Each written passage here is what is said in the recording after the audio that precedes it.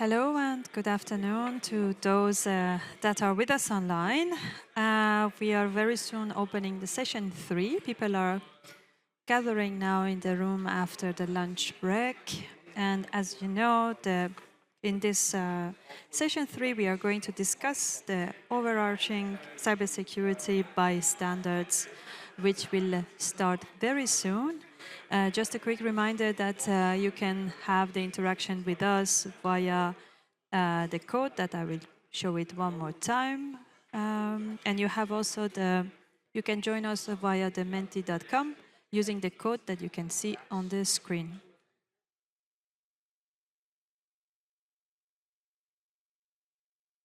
I think the code will, yes, the QR code is available now on the website, so you can see on the page.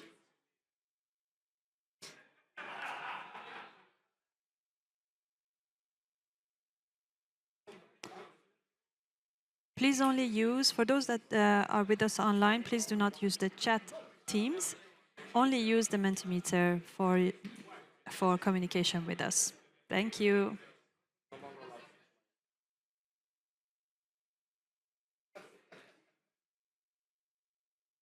We are indeed starting in a few minutes after lunch, when all the participants here present in the meeting will be arriving.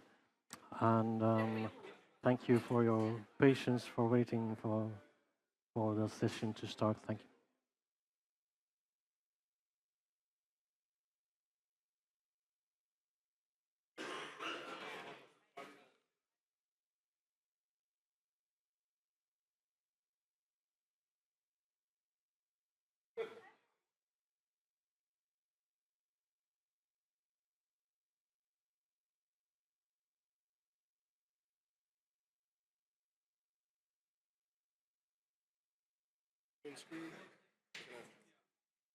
Camera is there.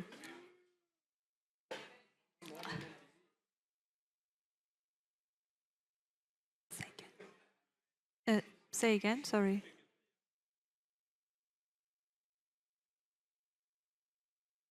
All right.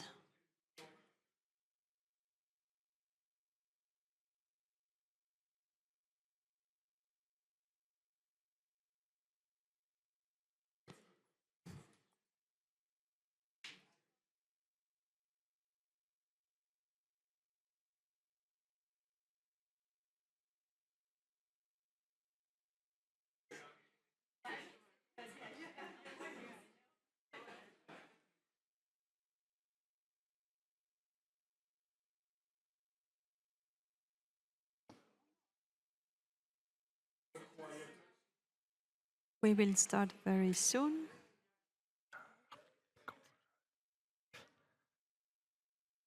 Okay. There's still people going.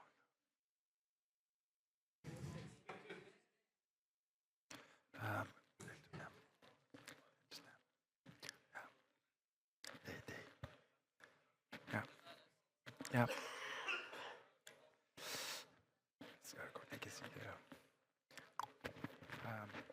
There's still people coming in.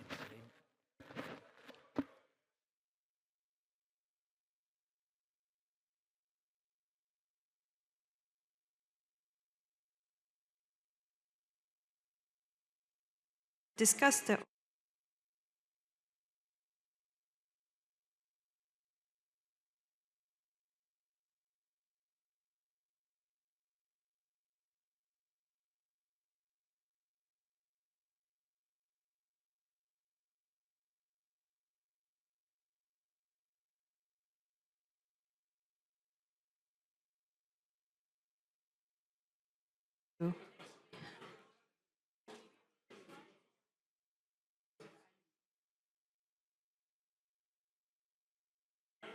And welcome back from our lunch break.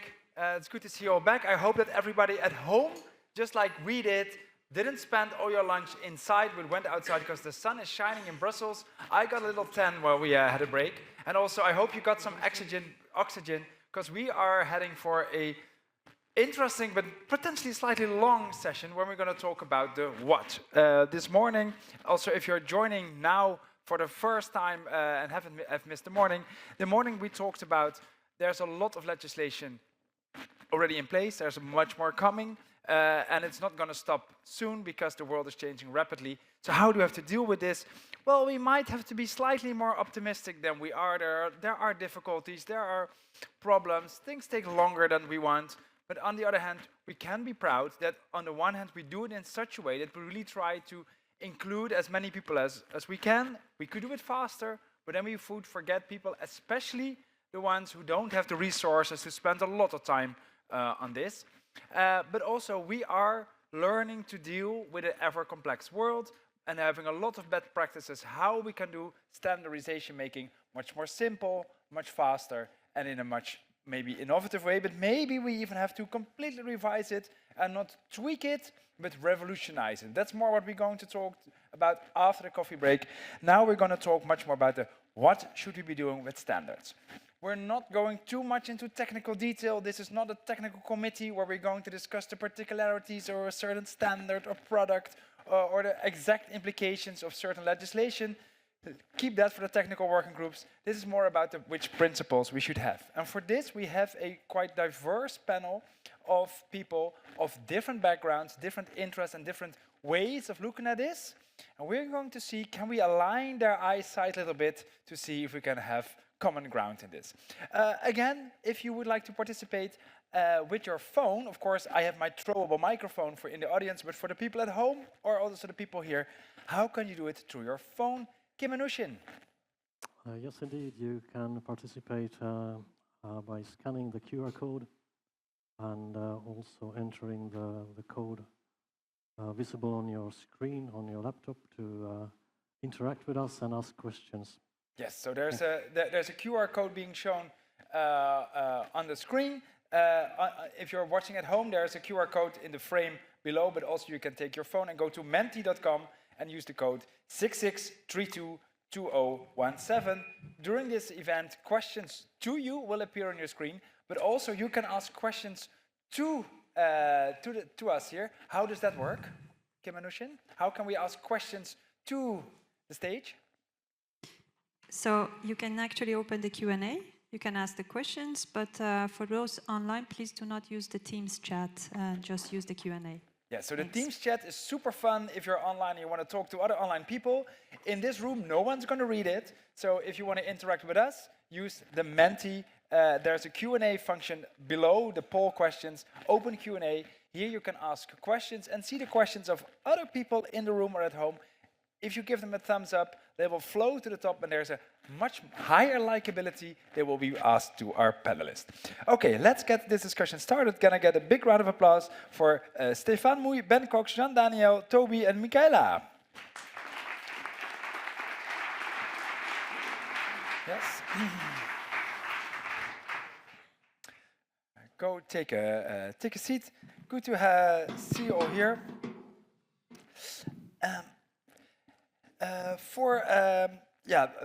First I'd like to know a little bit who you are, but also would like to know a little bit more the approach that you're taking. Stefan Moei, you're from AFNOR.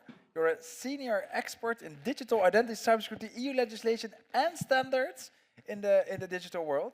Again, AFNOR is the standardization body in France. Yes. Yes. Yes, we have that. You have that correct.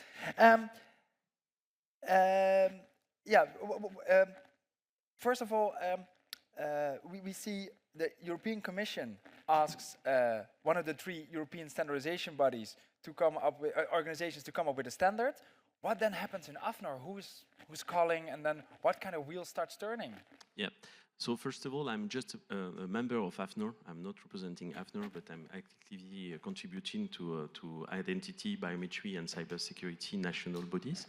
So what is interesting is to understand the process and the ecosystem, because standards may have different semantics, and normally when you start a standard, you start with vocabulary and to define which vocabulary you used.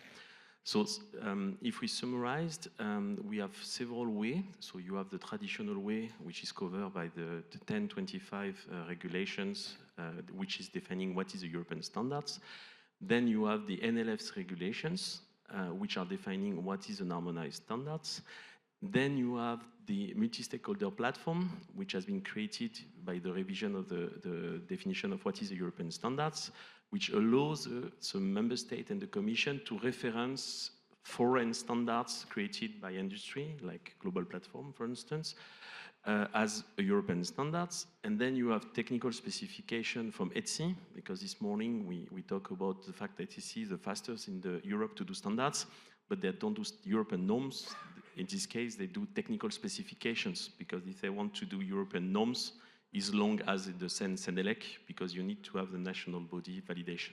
So one of the main role of AFNOR is to make sure that the complete community of industry and administration in France are able to participate in the standardization activity, because the AFNOR is the one to vote to set up European norms.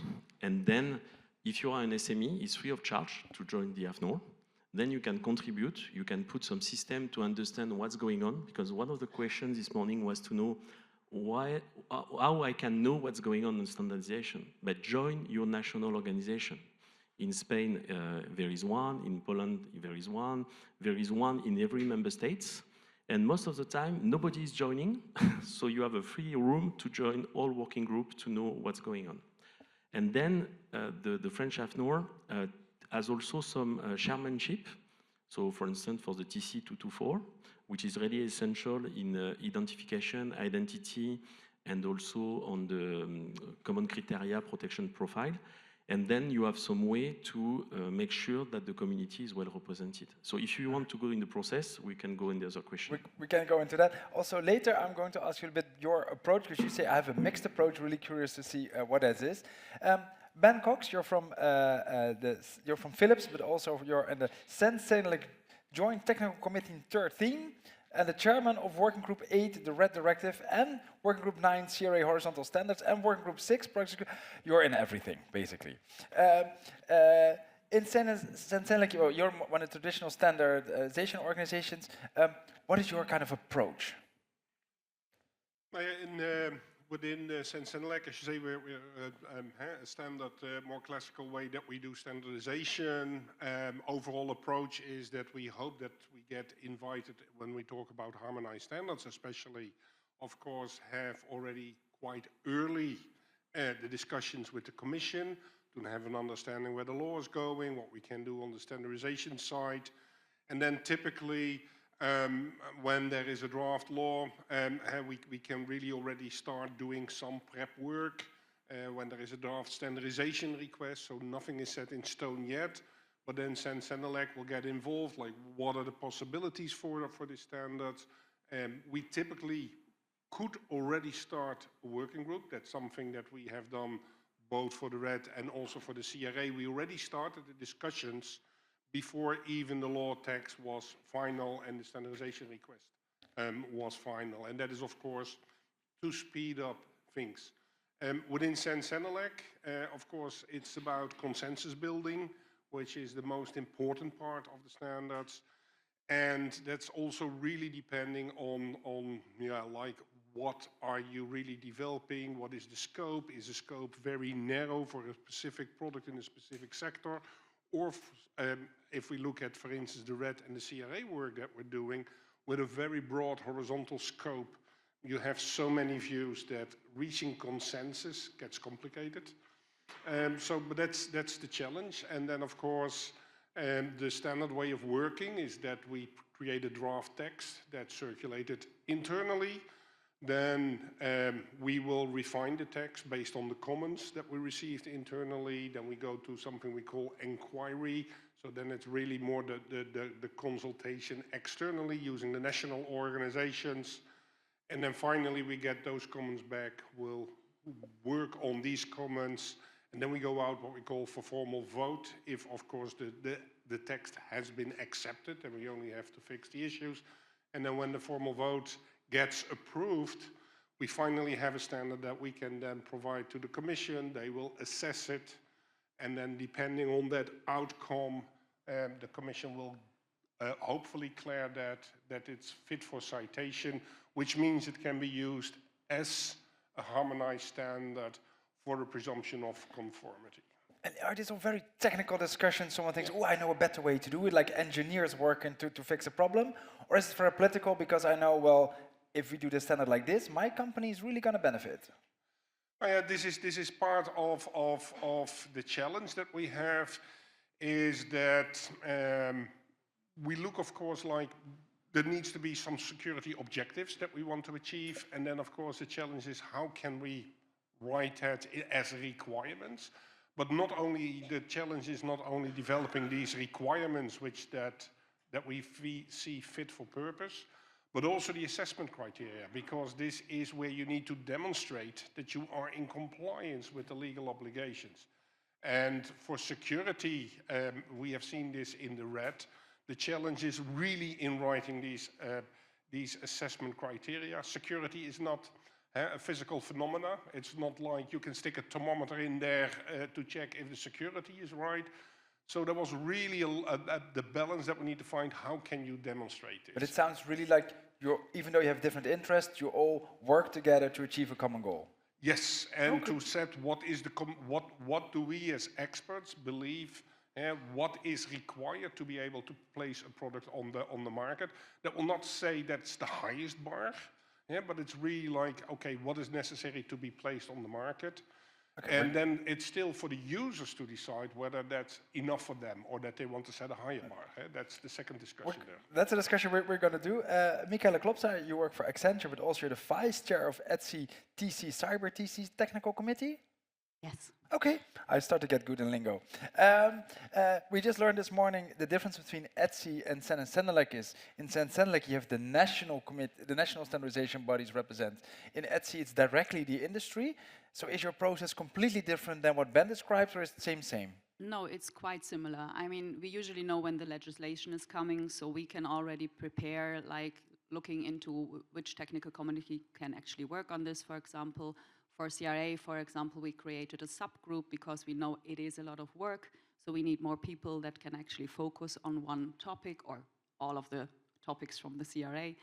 And but the general process is the same. We are getting the standardization request, the draft in the beginning, then we talk about that, talk about definitions there.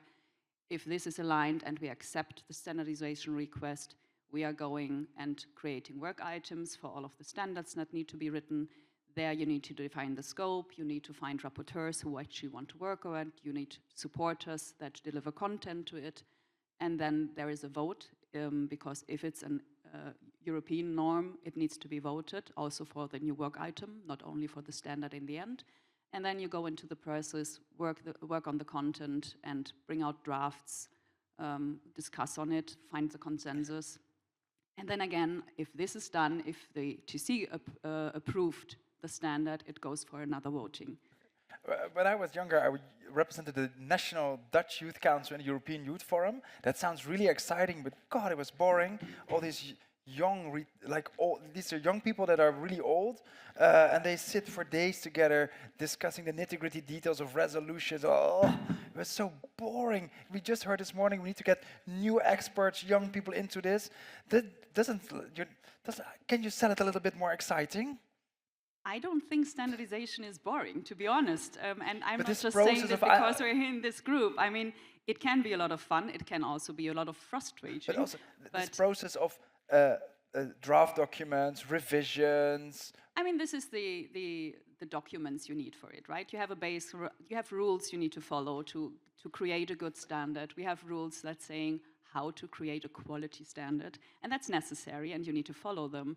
But to get there is really a lot of communication necessary. So what we always say in ETSI is that the coffee breaks are sometimes more important than the meeting itself, because all of the consensus is probably done during coffee breaks. This is where you have a big discussion where 20 people are, or 80 people in the room, and there are only 2 who can't agree on anything. So you don't need a whole room to discuss for 30 minutes because 2 people can't agree. You go to a coffee break and say, you discuss it while the coffee break, you come back and we can discuss whatever you're aligned on. This was the same in the youth forum. If you went to bed before 4 a.m., you missed all the important decision making. Yeah. Jean-Daniel Ossel, you're from the Global Platform, a global player for specification in SIM cards, etc. You're not one of the official standard organizations. How does it work for you? Yeah, so we don't do only SIM cards, but What other things? yeah, so global platform, if you look to the discussion of this morning, where there was different involvement of government, we're mostly an industry association, so it's mostly industries. And there was a comment about inventing the wheel. Much of the time we are doing the wheel, actually. And we've been doing this for more than 25 years and for mass market applications. So if you look to the global platform products, it's over 60 billion of products on the field secured by global platform technology. And the way it works, I would say it's a little bit more agile than CENELEC, ETSI, or other ISO type of organization. Most of our members, they participate to this kind of standards, which have long cycles. I would say global platform is most focused. Usually we have a problem and we try to solve the security problem, not only defining the security as such, but also defining a certification to make sure that mass market products are working. So we had somebody from Caspian Sea this morning. So if you go in whatever country, I don't know what's the country, but if you put your card in a payment terminal, or if you buy a phone and put a SIM card, it has to work. Yeah. That's what we're doing. And you say we have a little bit more agile approach. Can you give an example of this agility? Well, the process is also based on consensus, but we are much smaller organization, so only, I would say, a few stakeholders, and most of the time we have the problem that if there's no standard, there's no product, so that's motivating. And since we are the industry, we are making the product, so we try to make them optimal in terms of cost also and time to market, which means that when we choose the security, we have the risk owner working with us, and we just do good enough security and don't over-engineer. During the break, someone came to me and said, you have to be much more rough. You have to be much more put pressure on the panel, because these are politicians and policymakers. They don't know what really goes on in our companies. We have been working on things for years, and all of a sudden there's a regulation on it. Listen more to it's easy to talk about the industry when you're not in it. Do you recognize that criticism?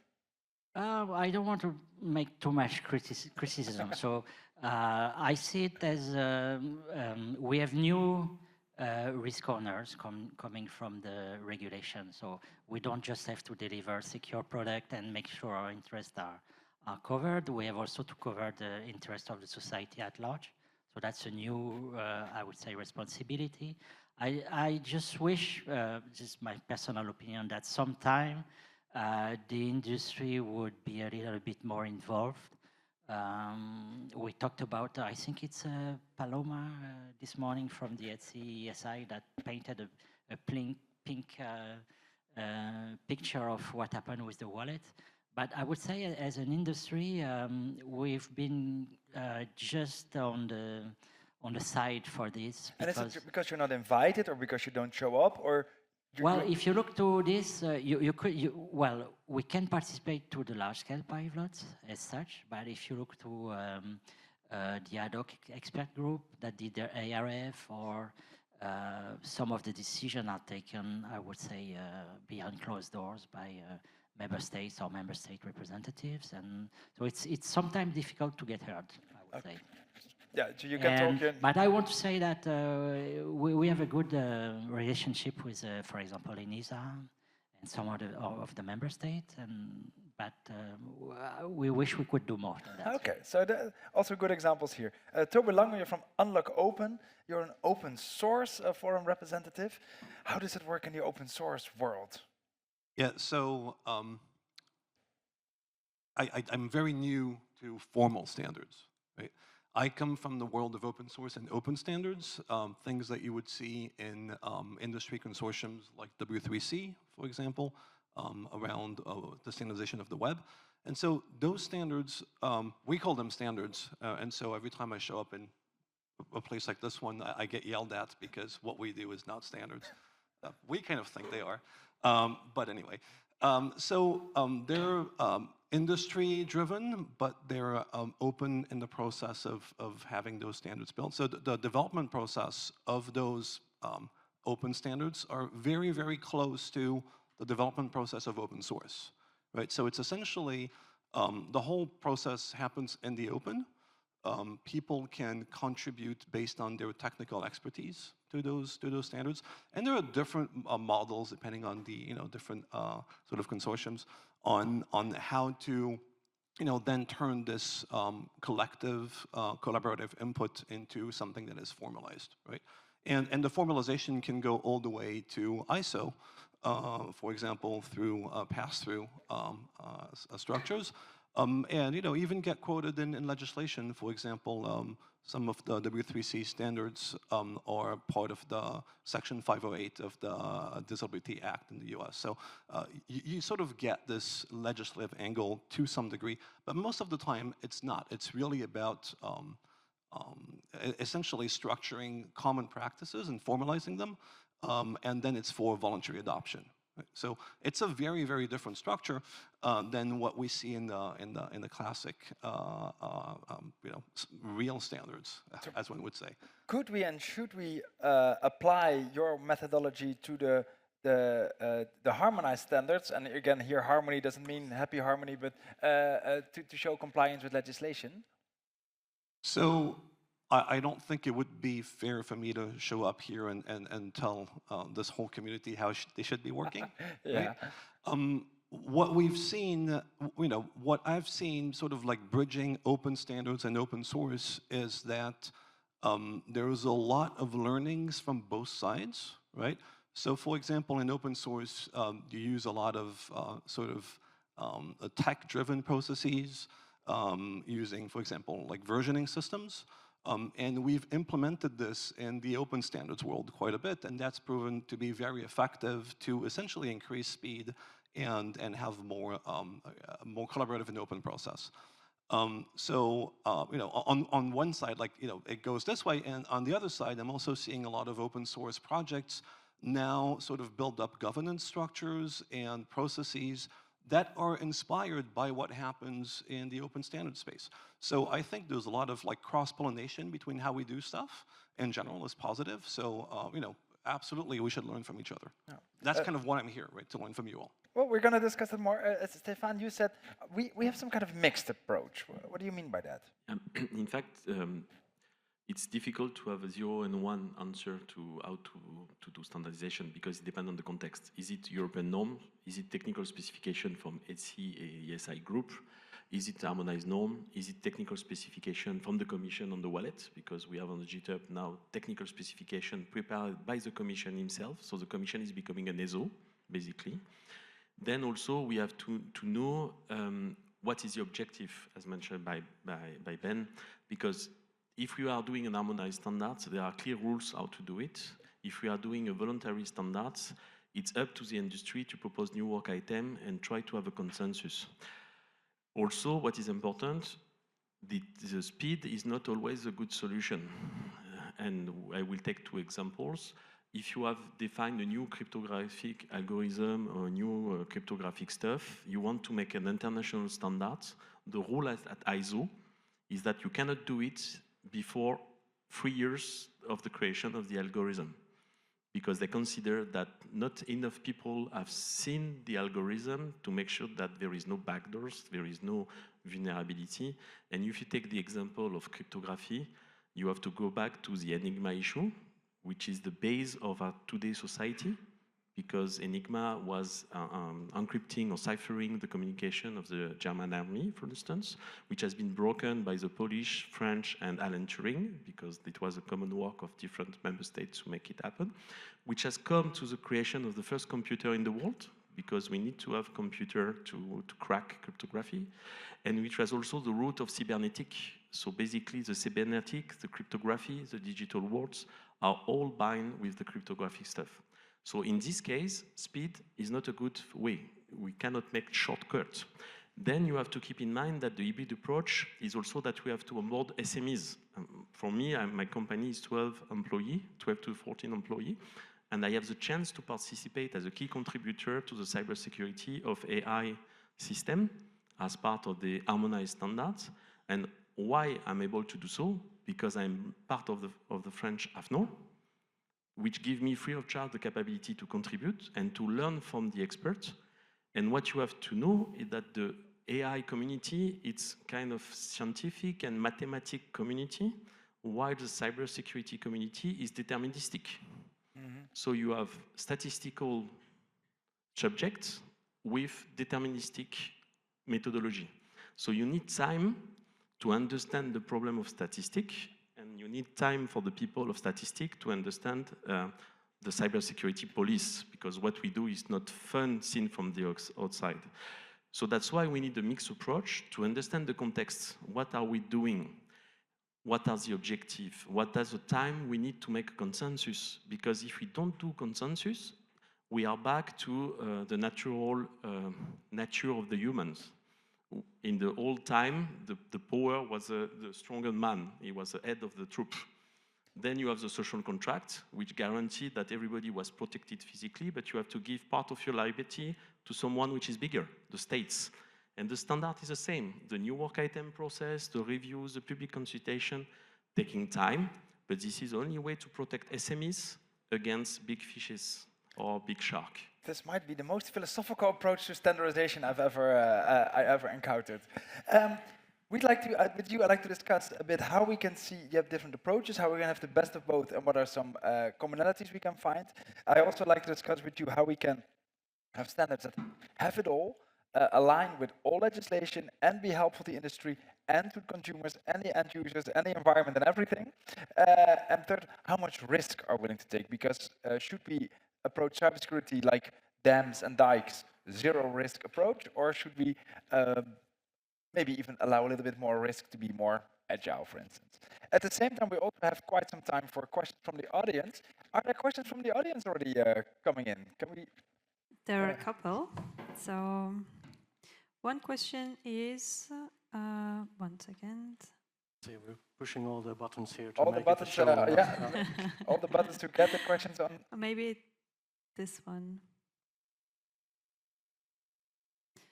Can you read it for us? Yes, so the question says that, is ETSI also developing standard on essential cybersecurity requirements, the horizontal ones, for the products with digital elements? And the question is that there was a suggestion for this.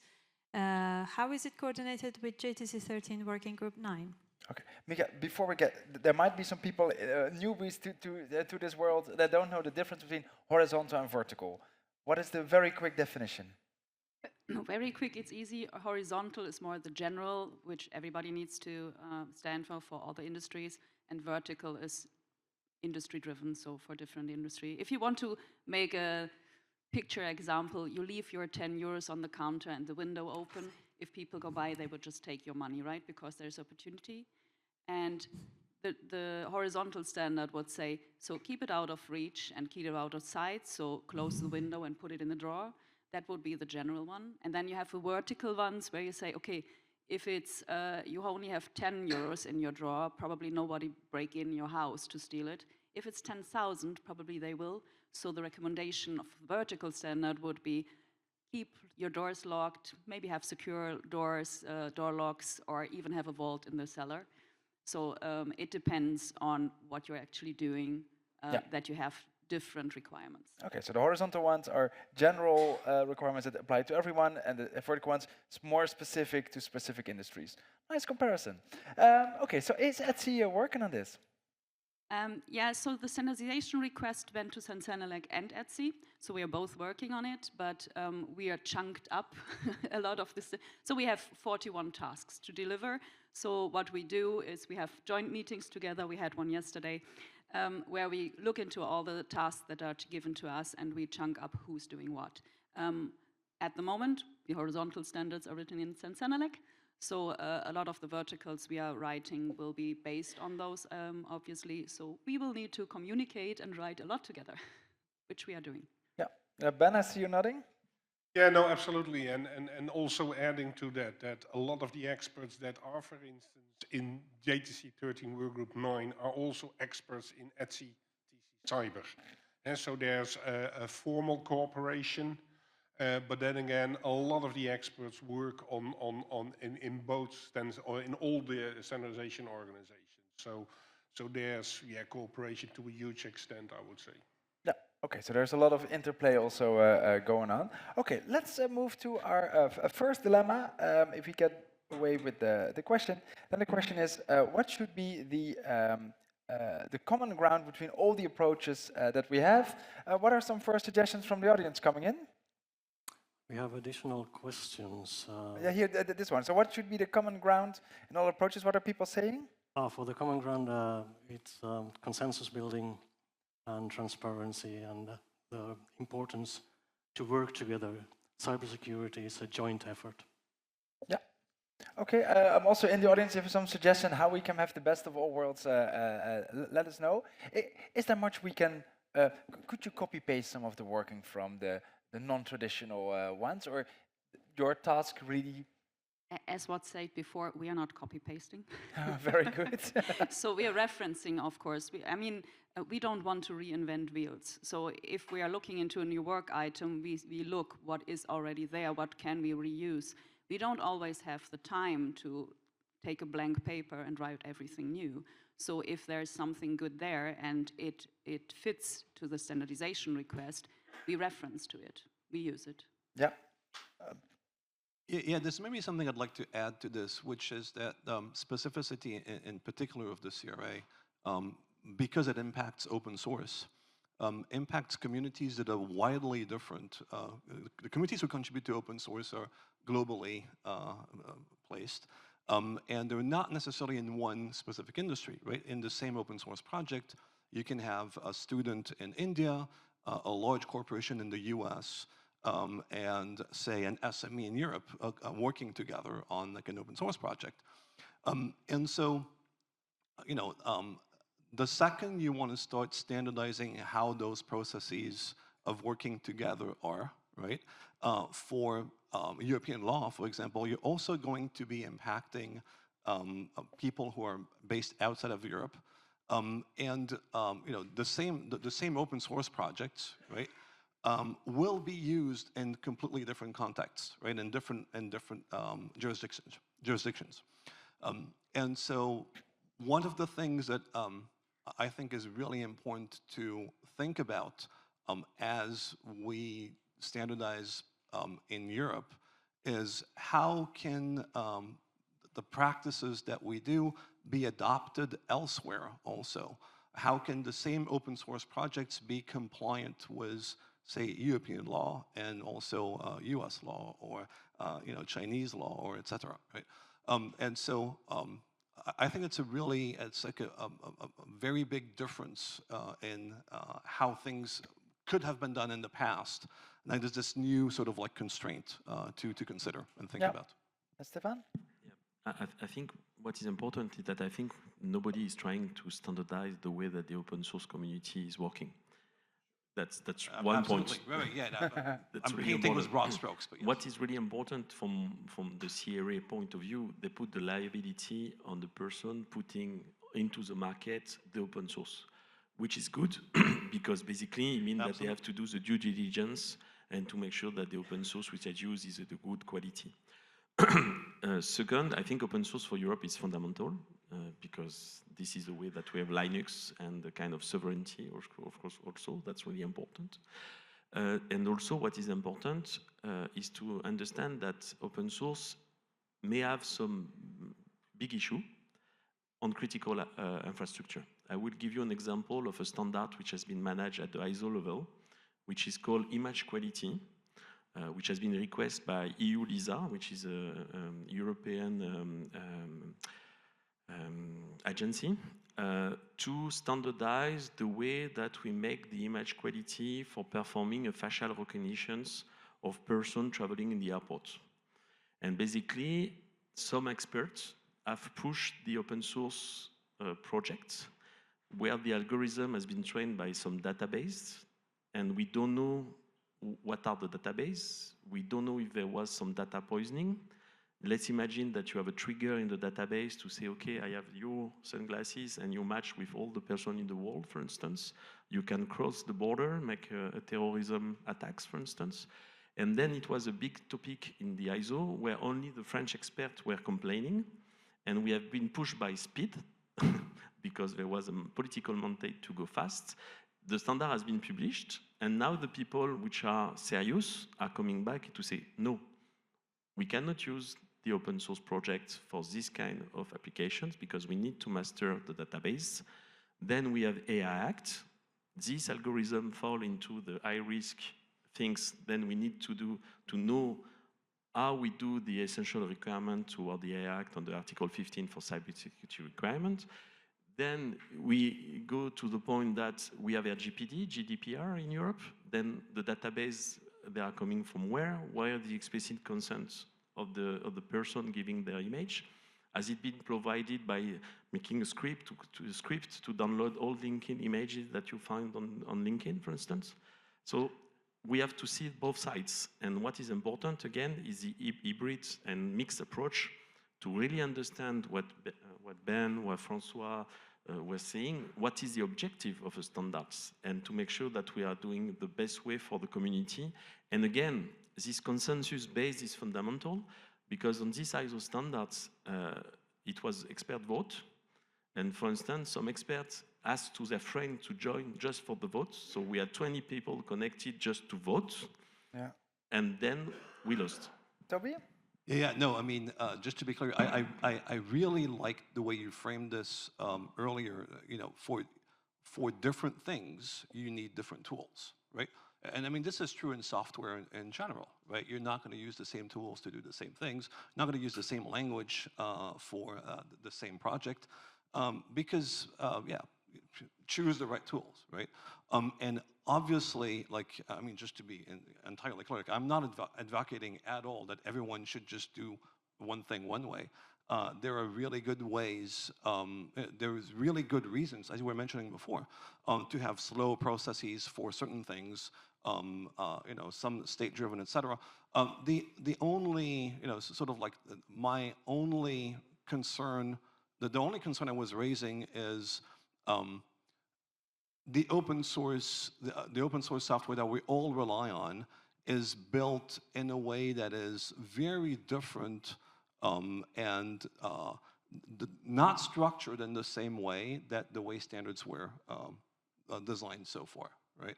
Because it is very horizontal, broadly distributed, and so that requires different processes and different outcomes. For example, one of the challenges that the open source community has is you cannot ask every contributor to a project to purchase, say, a harmonized standard to know what they're supposed to implement, right? So, you know, we're seeing open access as a key point here.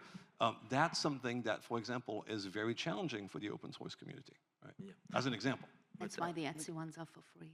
Yeah, no, I know. Now, what you have to keep in mind is that the budget is 200 euros. If somebody is not able to put 200 euros to buy a document, he has to do something else. That's my personal opinion. Because, no, it's really important. That's what we are talking about, is 200 euros. So if you want to perform an open source development, you need to buy GPUs that may be worth 4,000 euros, and there is no problem to buy it. But to buy 200 euros standards, which give the freedom of the ISO, because the people don't understand why the standards are not for free. Because the ISO is based on consensus, and they need to be independent. And in the world, if you are not financially independent, you are dependent. And then you are not anymore at the service of the consensus and the community. And if you don't have this flow of money coming, you are putting down all the ISO and the EAC and CENELEC principle. And for the ETSI, it's different because, for instance, you have large companies in ETSI which are joining via France, Romania, Estonia, Bulgaria, Germany. They are paying 10 times the credits, and they have the associated vote to the money they pay. So I think that's fundamental to understand why the ISO has 200 euros to get a standard. Ben, this is a topic that is often mentioned and very sensitive, the price of a standard. How crucial is this also going forward? Is this a topic that will be more and more important, or will see significant changes?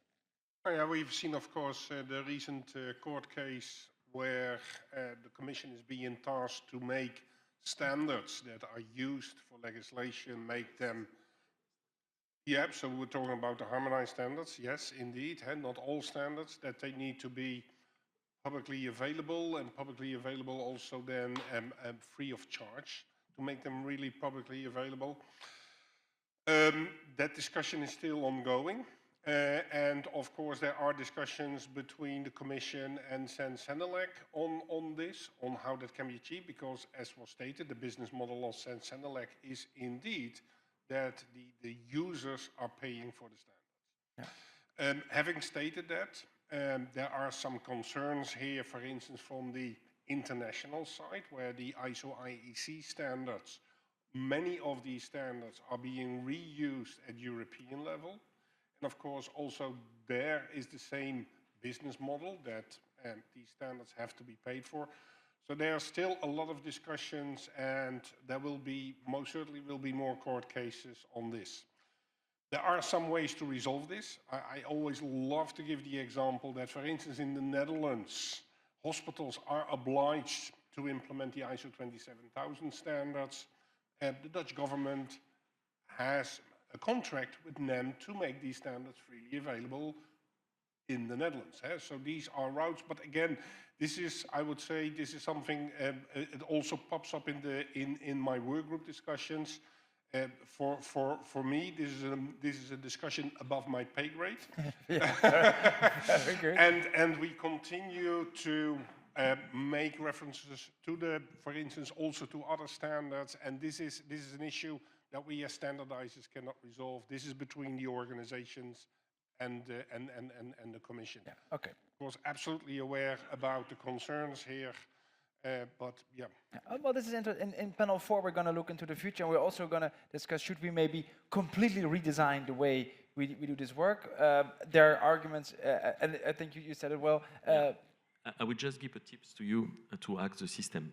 If you participate to your national bodies, you get access to the FDIS format, which is downloadable free of charge on your national organization body. And between the FDIS and the final standards, you are just comma difference. So this is a small tricks, and they are free of charge.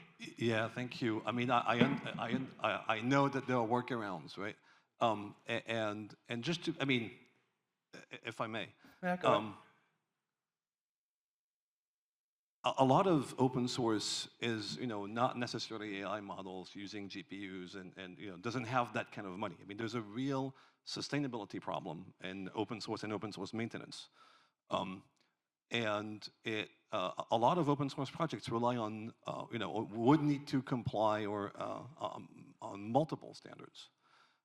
And you're talking about, hundreds of developers for a fairly large project based in lots of different places in the world. And then imagine, the same kind of issue was every different sort of jurisdictions. You would be asking contributors to open source projects who are doing this voluntarily on their free time. And that, by the way, we all rely on the output of, right? To spend, thousands, if not like tens of thousands of euros to be able to contribute. And we can debate whether they should or they shouldn't, right? But what's for sure is they won't. And I think that's more the concern. But I also really didn't want us to derail on the conversation of, should standards be open access, et cetera, or because I don't think that's I'm just sharing sort of like concerns or constraints of like this sort of like new demographic that's like joining these conversations now. That's just what it is. Okay, so if it's a sensitive topic now, it might be even more sensitive in the business models are changing, the playing field is different, and independence, money, inclusion, and affordability are always trade-offs that will be difficult to handle we might do some out-of-the-box thinking going forward on this. I look to our Citanushan. Do we have do we have nice questions from the audience? Yes, indeed, we have questions from our online participants, and we'll hit the magic button to make the question appear on the screen. Yeah, hit. There we go. How the CRA will affect the legacy products is the question. That are already in the field or in the market that could be difficult or not possible to update to meet the cybersecurity requirements. What do we do with the legacy products? So my grandmother has this really old Wi-Fi router. She's not gonna. What are we gonna do with it? Maybe I can give you an example. The Sierra requirements are basic cybersecurity requirements seen from the cybersecurity experts, because when you look on what is asked, it's just basic. When you are a company, I don't know, 200 employees and so on, you just have a quality department. And if you have chance, you have an IT department, not the case all the time.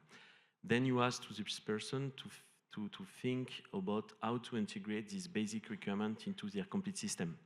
Because on the CRA, you need to document the product development, the product productions, the way that you make update of firmwares, of softwares, the way that you disclose vulnerability. And just to make that understand to this point to a company of 200 people focusing on making electronic boards or open source software on inside and so on, is a huge step for them. And then the impact will be huge, and we need to anticipate, and all companies and all, I would say, industry associations should work on that to prepare this industry, because the people have not understood that the CRA is a market regulations. If you don't comply, you don't have the right to put your product on the market, and then you can kill a complete part of the European industry. So then the issue that we have is not to have the standards toward the CRA, is first to make understand the essential requirement of CRA and to anticipate all the process. And then we need to have standards which are applicable to this industry. And all this industry are small and medium company. I think for Siemens, for Infineon, for large company, it's easy. They have tons of people working on standard, on certification. But most of the industry in Europe are SMEs. So here, this is a problem, and the problem that we have is that we need to have the SMEs involved in the standard setup to make sure that what is required in the harmonized standard is manageable. And then you need to have a system which is independent, which is based on national organization like AFNOR or DIN in Germany, which allow the consensus and the time understanding of what to do. And also what we have to keep in mind is that what we do on the CRA will be also duplicated in other legislation in the world, for sure. So we have to make sure that what we do keep our advantage on our industry side, on our cybersecurity side, to export our product, because we are in the world that if Europe doesn't export, we are dying. And if you look on the current study from the Commission on the state of the art of digital industry in Europe, we are going down years by years in the worldwide competitions. So here, this is a game changer, but it's a huge work to make this small company on board, and we have the right standard which can be used. Yeah, of course. Yeah, go ahead. Yeah, just to looking at the question, I think it's not only a problem of the legacy products. I think we have something which is called security erosion, and we know that when we'll be putting product on the field that will meet the CIA requirements, they will not meet those requirements forever, because security is eroding, the threats are improving, the attacks, and sometimes the requirements for the update are difficult to sustain. Maybe we have to adapt the duration of the life of this product to the reality. We cannot just ask for a product to be secure at level high for 15 years. Does that make sense? But I often get the feeling the more crucial a product or a component is, the longer it stays. So everybody has the latest smartwatch from a week ago, but very crucial things in our infrastructure like dams, dikes, and military systems are 40 years old. Ben? Yeah, I think if we look at this question, we have to be very, very careful on how to address this, because first of all, products already placed on the market before the CRA goes in the application are not under the CRA. They're not governed there. So in that respect, when there is no possibility to update them, yes, they were placed before the CRA went into effect. I think there's one very important discussion that we're currently having. Again, this is more on the legal side and on the standardization side, is what do you do with products that you already developed, but now are still placing on the market after the date of application? Would you really need to go into the complete redesign of the products just to demonstrate that you have done the security by design and have all the evidence? Or can you focus on what we call then the post-market obligations? So yes, you do the risk assessment, yes, you do the pen testing, yes, you do the vulnerability handling. But again, this is not a standards discussion, this is a legal discussion, political discussion. Very good one. Just in complement. I was basically throwing, yeah, I know your neighbor behind you, yeah. Okay. You have to keep it very close. Yes, yeah. okay. And I think we are eventually we come to the core topic of the cybersecurity and of the day. I think because the timing of the standard are quite comprehensible, because you said all things that I agree on. But yesterday we started developing new products, and we can't wait the CRA to be finalized in order to understand what we had designed the new devices. So I fully agree that the cybersecurity is something that we need to cope with. We needed to increase the security of our systems because it's a problem of our society. So we needed to go on. On the other side, we need also to keep our business sustainable. So we needed to balance how to get to this goal. But very concretely, what do you propose? I'm assuming you're making washing machines. It comes on the market tomorrow. I go to the market, I buy one, and I want to bring it home, knowing this will keep me safe, and not the Russians are going to hack it because you started developing it 10 years ago. So what do you propose? Yeah, no. What they are saying is that they are willing to help company industries, not such big as your example. So sometimes come to my mind the powerfulness of Amazon. They sell millions of ECOS devices, and I think they have the powerful to built-in secure storage, secure boot, and every security mechanism. But we need to have clear in mind what will be the CRA basic level in order to start today to fit in our devices this security mechanism. And I think that most of them, they are already available today. But cybersecurity, unfortunately, does not sell itself. So the market is not ready to pay more to buy more secure devices. So this is a big challenge that we have. And again, I think we have the technology today. We need to make it clear to the company, to the industries, that it's feasible, but we needed to make them very clear with example. So we develop a video door entry system and other devices. Yeah. Will be very helpful to understand which are the minimal requirement to fit the CRA. So we start today to put in. To be ready, yeah. Yeah, no, so the minimum requirements is exactly the work we're doing in JTC 13 Workgroup 9. There we are developing the horizontal standards, and there we're really looking like, okay, what are the minimum activities that you as an organization have to do? And for instance, this is about the risk management. You have to manage the risk over time, because you can develop a product which is secure, but we all know that security, of course, degrades after time. You have to fix new vulnerabilities, etc. So you have to manage that. So part of the minimum requirements that we are writing in the standard is something that you will see in any secure development life cycle standards already out there. Yeah, and there are already many of them out there. It's about looking at what are the appropriate requirements. doing, of course, the risk assessments, doing the pen testing, verification, validation, all of that. The challenge for us in Workgroup 9 is actually like defining what is the minimum that we expect. And that's a difficult discussion. If you are, if I can oversimplify things, I would say in the work group, you typically have 5 different groups of people. You have those vendors, and depending on their risk appetite, they might want to have a low bar or high bar.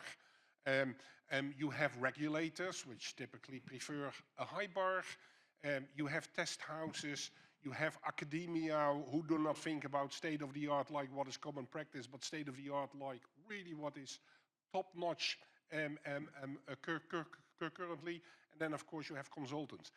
All of them have a different view on what is really the minimum requirement. And that is also why, of course, the consensus building is such an important challenge. So if I can give you a recommendation, I hope we will have the versions out soon. At least the first drafts will be hopefully available around August, September, something like that. And they will go out for what we call inquiry. So that's the first peek that you already can have. If you want to know it sooner, please come and join the standardization work. Then you're definitely the first one to know. Toby? Yeah. Just to complement. The good news is that you don't need a standard to prove the conformity to CRA. I think it helps, as mentioned in the quiz. Easy, you take Annex 1, you copy and paste each line, you put it in the Excel file, and you think about how you can demonstrate that you are compliant. So you have an Excel file to describe your product, your functional requirement specification. You take a trainee and you ask to the trainee to transform it in a Word document and to ask to an internal, I mean, not ChatGPT because everything goes on the internet, but I would say you find a way to transfer this Excel file into a Word document with the right formats, then you have a proof that you have a functional requirement specification. For production, you make a vocal to your trainee, ask him to do a document to say this is the way that we are producing the product.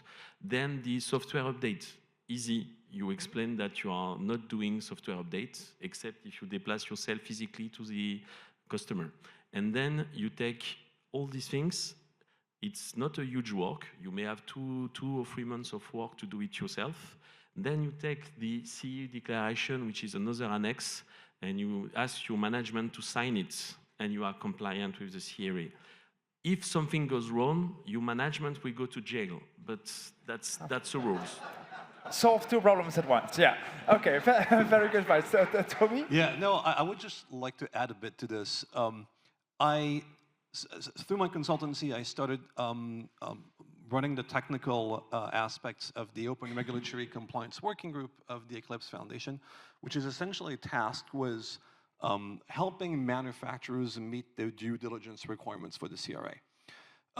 And to get started, essentially my initial work was just trying to understand what was going on, right? So kind of like the same sort of like situation. And one of the things we started doing earlier was to create an FAQ. You're more than welcome to come and have a look at what we have there. It's really about your open source supply chain, so it won't answer all of your questions. But so, to Ben's point, like getting involved in the different activities around the standardization work is a really good way to actually like know what's going to happen and be ready for it. So that's the first point I wanted to make. And then I think the second point is, if you're in this room, your organization is probably doing most of this already, right? Organizations who should be freaking out about this are not in this room, right? So it's really one of the concerns that we've seen from everyone at first is, oh my God, this looks terrible, et cetera, right? And then, we looked at what exactly is there and said, oh, well, yeah, open source projects already do this. Obviously, it's just the right thing to do, right? I see we have only half an hour left, so we're going to speed, because I see a bunch of questions still. Sorry, just a call for open source community. If you can make an open source tool to help SMEs in Europe to be compliant with CRA, then we can open cagnotte, to send you some money to buy the standards. It's kind of deal, Okay, shady deals are being made right on the stage. That's a good sign. We are starting to make a consensus. Very good. Yeah. I'll get right back at you at some point. By the time we're ready for beer, we should have solved it. Very good. The next thing we'd like to know, yeah, so there's so much we want to do. We want to make standards that show compliance with legislation, different pieces of legislation that might not be fully aligned. They also need to be working for industry and be compliable, and also, yeah, they need to serve their goal for us users and consumers, citizens, and maybe the environment. Yeah, the more philosophical question, I think, Kim, you came up with it. The philosophical question is, how do we know if we have been successful in achieving our goals? What is the key performance indicator that we know we succeeded in creating the perfect ultimate standard in the perfect way? Kim, what are the first suggestions that are coming in? We're still waiting for the first questions on this topic. So Okay, but what are the first suggestions coming in? We see the Brussels effect, industry acceptance, rough consensus, global uptake, drop in cyber attacks, less success. Yeah. Is this the key? Less cyber attacks or less successful cyber attacks? Is that the ultimate test to see if we've done well? The ultimate key PI is that we don't talk about it. Because if you don't talk about it, everything is fine. Okay. Okay. So it would mean it's not necessary anymore to talk about it. Just not ignoring it, but if it's not necessary anymore, we've done our job. That sounds like a good. But it's always hard to prove that something is not there. So it's much easier, obviously, always to see if there is a problem. It's harder to track if there's not a problem. Yeah. I mean, I think the European Commission actually stated that quite clearly in the goals of the CRA, right? It is to bring more secure products in the hands of European consumers and businesses. Right? How do we know we've succeeded in that? Well, I mean, when people have more secure products in their hands, essentially. I mean, it seems like a tautology, right? But it is, right? And so, yes, you can have different metrics to measure this, less successful attacks, fewer attacks. I mean, all of those are true, right? But at the end of the day, I think it's really important to understand what the purpose of this whole thing is. Right? But if I go to the media market tomorrow and I can only buy things that are not connected to the internet anymore, super secure, no more cyber attacks, but that's also not what we want. So only no cyber. We want also products that have full functionality and make our lives better. This is why I said it's not necessary to talk about anymore. So okay, we see next year if this is a hot topic, we failed. Yeah, no, I do want to add one thing, because we shouldn't think about the whole ecosystem. Secure products will not fix the issue. It is organizations that behave correct and apply secure products in a secure way. Yeah, so I think we really have to look like CRA and RED will aid in making organizations and society secure if also the other side does it. This is security is a shared responsibility. Manufacturers will not resolve security by building secure products. And to give a great example, as you know, Philips is of course on the healthcare side. Last year in the US, one staff member opened an email, clicked on a link. 142 hospitals were down for 5 weeks. Yeah, and this is just clicking on a link in an email. And of course, if all the systems, because we're talking about healthcare, but it's not only about medical devices. The huge attacks at this moment in the hospital infrastructure is done on normal printers, normal network printers. Yeah, so it's improving all the security. But again, I would emphasize it's a shared responsibility. Secure products is part of the equation. So then how would you measure success? When do you think we have cracked the code of ultimate standardization? I think for me, from a European perspective, I don't think we'll see a drop of attacks, but I hope we'll see a drop of successful attacks that has caused really a lot of damage. I saw also on the screen already global acceptance. I think then we really have succeeded as Europe. If we create something here that everybody in the world recognizes this is a good thing to do. We have examples like with lead-free, with the rose. Yeah, so perhaps we can make this happen. Yeah. Okay. And maybe in the audience, what would be the ultimate sign of success that we are become really, really good in making this standardization happening? Thank you. I think the success depending on two different surrounding conditions. The first is we need a resilient security architecture before, because we can't reduce the risk, the residual risk to zero. There's every time residual risk. So if we have a secure, resilient architecture, first point. Second point, the second point is then we need skilled people. We need experts because we can't buy millions of secure CRA level devices if we configure and we handle it in the wrong way in our companies and at home. Yeah, okay, so that's really a good one. What is our audience saying? Or do we have some great suggestions coming in? Yes, yeah, it's in the nature of cybersecurity that whatever is considered to be safe and secure right now, there's no guarantee that it will be secure after our next coffee break. So cybersecurity is a process, it's not a project. Okay. Do we have more questions coming in? Yes, let's hit the magic button and see what happens. We also have more comments coming in. Certification, money. Actually, these comments are quite interesting to see because some people think that it will be successful when we have no more cyber attacks, but the other one says that absolutely not. It's a moving target, so we're never safe.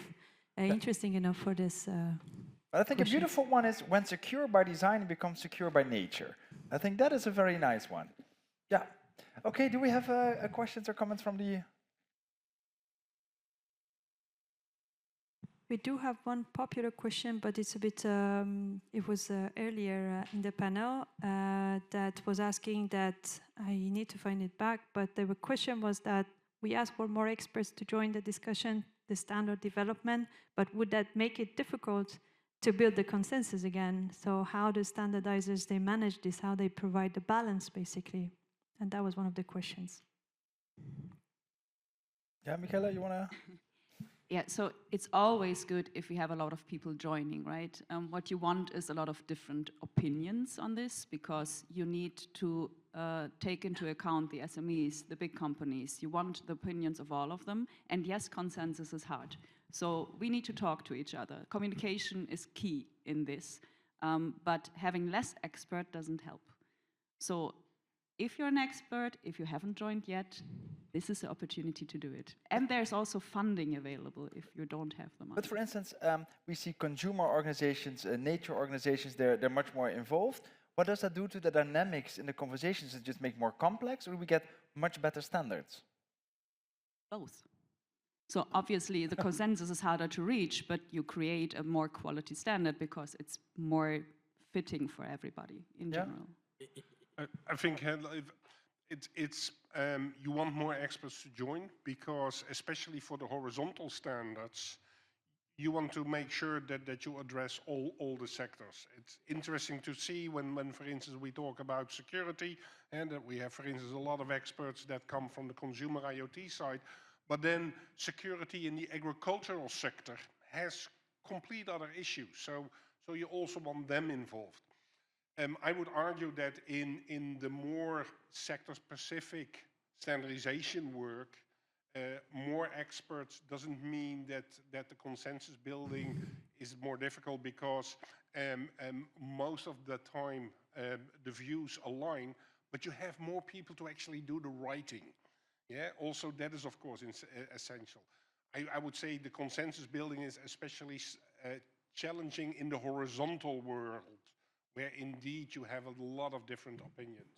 Jean-Daniel, in the morning it was said we also need more younger people with a less traditional methodology of thinking, who think much more disruptively, the technology they use, or is that also need expect for just the expertise and the angle, also the way you think? Well, I think there's different kind of profiles, as we see in the different standard organization. So I don't see any particular problems with the profile. I just want to come to the past questions on the consensus. Something often that you see is that, at least from industry perspective, sometimes people have interests that are not always, that are sometimes hidden, okay? They could have patents behind, they could be economics or competing technology, and this is something which is difficult for reaching consensus sometimes, because obviously you have conflicting interest. Yeah, so you really have to jump over your own shadow and then work for the common good. Question or comments from the audience? I saw you earlier. Yeah. Ooh, nice catch. Hello. It's me again, Michael Schneider from Continent. I have a question towards Ben. So earlier in this plenary, the question of standard availability came up, and we have heard that your group has done great work, make those 3 red DA standards available to the industry. But we also had concerns when we heard that the HAS consultant temporarily stopped the work and the publication and the listing of the standards. Maybe you can elaborate how it came to this impasse in the context of the red DA standards, and if this could happen again for the CRA standards, for which we have also a very short timeline. Yeah, so indeed for the red standard we had indeed the negative HAS assessment, which by the way in the restrictions that were given on the Commission on the citation were not mentioned.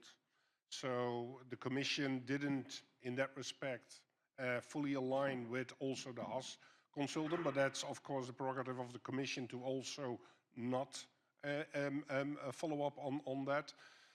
What we now understand for the CRA is that of course there always needs to be an assessment if the standard is fit for citation. My understanding for the CRA is that most likely will not be a HAS consultant, but the Commission might contract, for instance, ENISA or JRC to do the work. But the assessment will always be there because the Commission will always need to evaluate if the standards are fit for purpose. Okay, Nusrin, we have another question? Yes, there is one more question that I will show in a second. How do we map safety standards and cybersecurity standards? Yeah. I think this is exactly the point of the hybrid approach, because safety is a new legislation framework with harmonized standards, and cybersecurity comes from cryptography protection at the beginning, to make it short. And then you have two communities. One is statistic, because if you have a garage door, you need to make sure the garage door can accept 2 tons of pressures. When you do cybersecurity requirements, the target is moving and is depending also on the profile of attackants. So basically, if you want a requirement for avoiding journalists to do an attack, or if you want to have requirements to target organized crime, or if you want a requirement for foreign services, for instance, is not the same requirements, and the threats and the risks are evolving so fast. And with the AI, it's much more easy to perform an attack, and the level of profile of attackants is decreasing to perform higher and higher attacks. So here, that's the magic of the CSA, Cybersecurity Act, because we have been able, as a European community, to find a consensus between safety and cybersecurity, because the Cybersecurity Act provides a framework to define certification scheme for cybersecurity, taking into account the cybersecurity requirements and the safety requirements, because there is an hybrid approach where the CAPs are governed by NAPs, National Accreditation Body, which are really important in the safety world, but also NCIS, which are national cybersecurity agencies. And so that's why the CSA was a good example of good collaboration. And when this morning we heard that the CSA is going to be revised, we have to keep this hybrid mechanism, because maybe in the future we will have competition between CRA and CSA, and we have to reinforce CSA in the revisions to make sure that for critical products we can use CSA for CRA and then for safety also. And this one, I think Ben has a point, but this is fundamental to keep this CSA as one of our main assets, I would say. Okay, one more topic. The last topic we want to discuss before the break is, can we go to the next question is, how much risk are we willing to accept? So the question is, what is your risk appetite? You could say none. Treat it like dikes, we cannot have any. You say, well, it's the bare minimum, some basic safeties. You say, we are too much risk focused. We should reduce a little bit, or no risk, no glory. Let's reduce the standards a little bit, and then we can thrive a bit more. We see the first answers coming in. Maybe, where's my microphone? Ah, you still have it. May I ask you, what is your risk appetite? Yes, I would say that my risk appetite is very limited. I don't want to be exposed to cybersecurity attacks. And so also you're willing to accept that things might be less user-friendly, yes, maybe more expensive, or? Yeah, it's about to find the right balance, but yes, indeed. I'm aware that for security purposes, we need to some extent, yes, limit some functionalities, or let's say, at least be aware of what we are doing. Yeah, okay, let's at least be aware. What is I see the bare minimum is more or less what you see, Michaela. Is that a smart choice? It always depends on what you're talking about. For what will we take risk for? So we are writing risk approach standards, and we should do that. But taking a risk is something else. So it can be the bare minimum depending on the topic, I would say.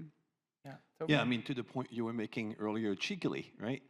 You said, you know, if essentially we stay at home in bed, we don't, our risk is limited, right? And so I think you want to, it's a context question, right? It's like, you know, what level of risk depends on what you're talking about. Obviously, for critical infrastructure, it's going to be different than it is if it's, you know, some random consumer good that isn't like impacting someone's, you know, health or well-being, right? So it's really a contextual thing. I think, I mean, this is a slight tangent, but one of the challenges that the open source community faces is that we build a lot of underlying infrastructure, right? That can be used in like lots of different scenarios, right? So how can we think about risk in that space when you don't know what your use case is going to be, when you don't know upfront what your context of use is going to be? That's a real challenge. And so in that case, we don't really know, you know, should we be bare minimum because what you really want is functionality, or should we have no risk at all because you're going to be included in like critical infra, for example? Daniel? Yeah, I think I'm thinking about the CRA. We have to match the risk to the use cases. We're working a lot with what is called critical products. And I think that the category which is proposed for the critical products is very vague. For example, if I take the smart cards. And if we put really a high security requirement, I think the planning to have EUCC for this, which is a certification scheme for these critical products, it means that we are adding a lot of complexity for some products that might not require this, okay? Do we need to go to, for example, common criteria certification for payment cards? That's really a lot of work, and this will add cost and time delay to the production of the product. What I would suggest is that we match the risk to the use case. On the other hand, the washing machine that I just bought, I don't care if the Russians hack it, because, well, they might do my laundry, but it might be a gateway to much more critical systems in my house. We see printers, as you said, are being used as a gateway. Isn't everything critical right now? Well, it is different type of criticality. This is why you have different type of product, the basic, important, 1, 2, and critical.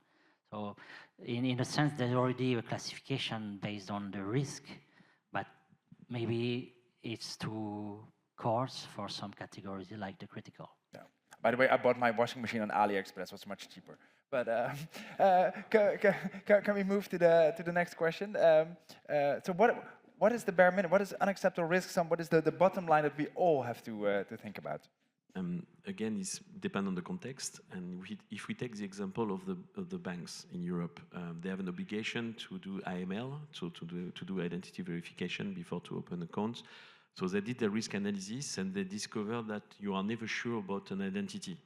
When you are an identity expert, you have only evidence that tends to pretend that you are the right person.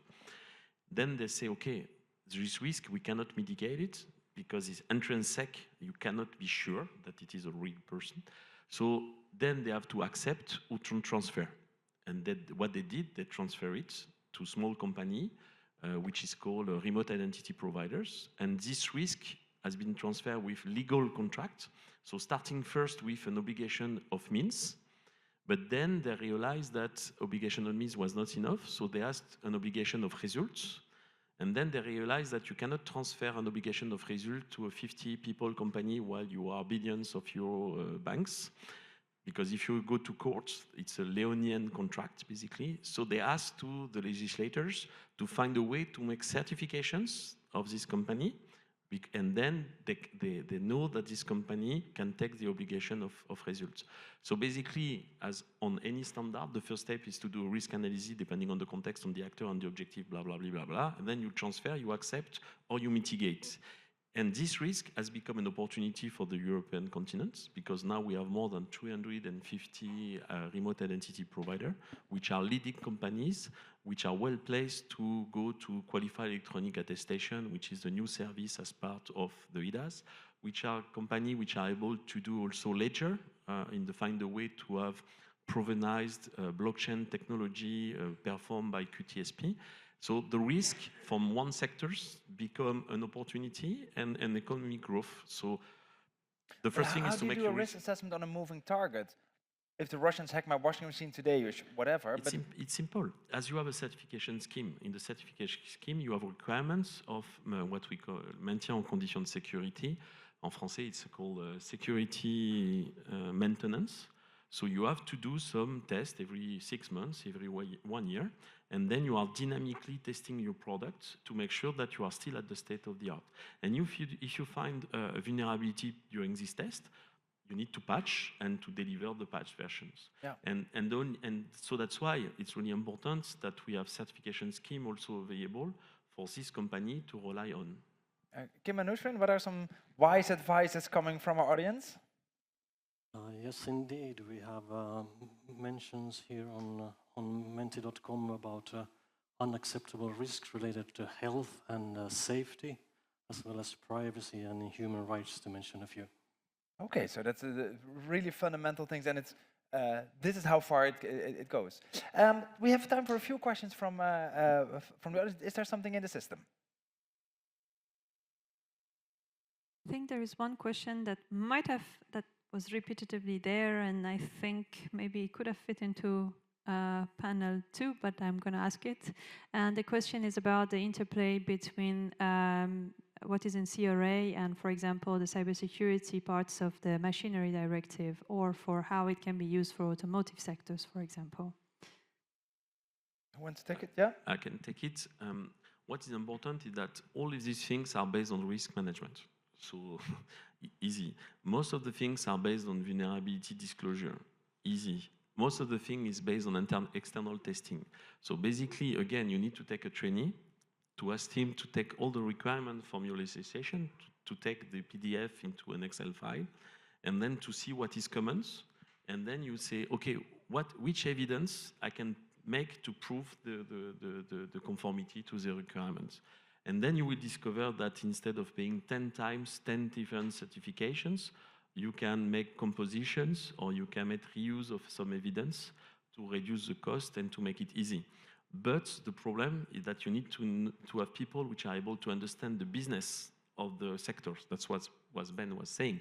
In the agriculture, you need somebody who knows what is the business of people doing agriculture. When we do a business for identity or for biometry, you need to know the business of identity and biometry to know that a wallet is managing identity. You may have biometry, you may have AI.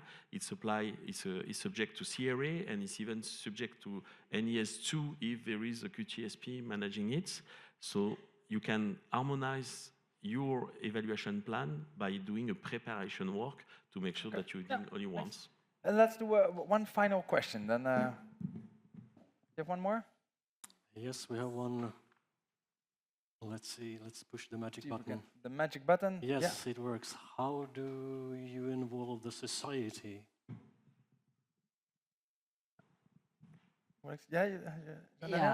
I think this one is, to me, is easy, okay? If society is involved as customers, okay? So if we have good products, secure, they will buy it. Otherwise, they won't. Is it such a simple? It's a quote. No, in the Toby, how would you? Well, I mean, I'm the least qualified to comment about this, so I'll let the people who are more qualified than me do that. But I do have a. In the sense, CENELEC and ETSI, you have an organization like ANEC, which is representing the social society, which are strongly involved in the standard and in the consensus basis. So we have it in the TOY directive, we have it on the AI and CRA and everywhere. So I think what is important is that the society should know their liaison, because you have ANEC, but you have also some association for the healthcare and so on, and then these persons are involved in the standardization process. The weaker the person or the group, the worse they are organized and represented. Is there a risk that only the ones who are vocal and able to participate are in it? No, because it's consensus-based again. That's really important. And also what you have to keep in mind is that nobody is teaching what is standardization and regulation at school. So you can come in any engineer school or right school and so on. So everything what you have in the room, even the exit panel, is based on standards. Okay. So we have to teach people in the way that the society know that the standard existing, because most of the time they don't know that there is a standard. Yeah, well, maybe I should have a children's panel as well. One thing I want to add here, quickly. I think this is a responsibility for everybody, not only for the standardizers and for the standardization organizations. This is also a role where the national standardization organizations, for instance, can play a role and reach out to the community. But this is also a responsibility for the regulators themselves, both at national and at European level, to do that outreach. Okay, wonderful. We are going to wrap up after coffee break. We're going to talk about the future. Should we revolutionize the way we do standard making? Are there new threats that are going to force us to? When we might throw away the baby with the bathwater, from your perspective, the way you work with standards, if there's one thing that you say you should take this from our approach and save it no matter what the future brings, what would be the one thing we should not forget from your approach to take to this future? Michaela. Take active part in standardization. Take active part. Toby? Get as many stakeholders involved as early as possible in the process. Jean-Daniel? I would say take part, as you say, and build on what is existing. Stefan? Two things. Make mentora. Take the young with you. Because in my team, I have a person of 27 years old who made an international standard. He's the youngest world in the world who perform it. And just question of mentora. And the second, standards are really fun. They're fun. Ben? I would say better cooperation and understanding between the Commission and the standardizers, because I see a lot of the delays we have in the development is on the unclarity we have from the Commission side. And this is where I think if we really want to speed up development, we also need to speed up lawmaking that would support that. Definitely. Kim and Nushin, what are some conclusions our audience draws from this third session? There are a few comments relating to the trainee that were discussed during this panel. So yeah. Trainees are going to be popular. Yeah, that's wonderful. We need more trainees. After the coffee break, we have a 1-hour session left where we're going to dive deep in the future. We have 4 speakers that we asked to present a 2-minute pitch of what they see coming on the future, and then you can rank that on a scale from you're totally cuckoo to you earn you earn a medal for future insights. That after the coffee break, so make sure you're there. It's going to be by far the second nicest session after, of course, this session. It's going to be, but not after. Give a big round of applause to our speakers in this.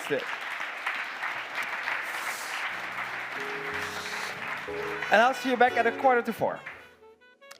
Thank you so much.